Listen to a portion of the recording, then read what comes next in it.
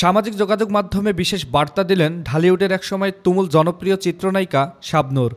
একই দিনে ৩টি দিবস নিয়ে মনের অনুভূতি প্রকাশ করেন অভিনেত্রী।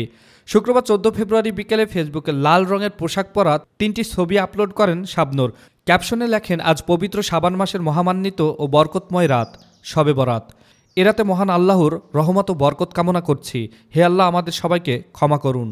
পয়লা ফাল্গুন নিয়ে শাবনূর লেখেন, আজ পয়লা ফাল্গুন, বসন্তের আগমন ঘটেছে। ফাল্গুনের বর্ণিল হাওয়ায় সবার জীবন ভরে উঠুক আনন্দে। সবাইকে ফাল্গুনের শুভেচ্ছা ও ভালোবাসা। স্ট্যাটাসের শেষে শাবনূর তার ভক্তদের ভালোবাসা দিবসের শুভেচ্ছা জানান। লেখেন, হ্যাপি ভ্যালেন্টাইন্স।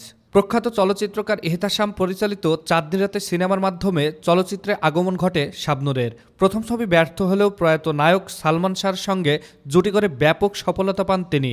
ক্যারিয়ারে রিয়াজ, শাকিল খান, ফেরদৌস, শাকিব খান সহ অনেক নায়কের সঙ্গে জুটি করে অসংখ্য ব্যবসা সফল সিনেমা উপহার দেন তিনি।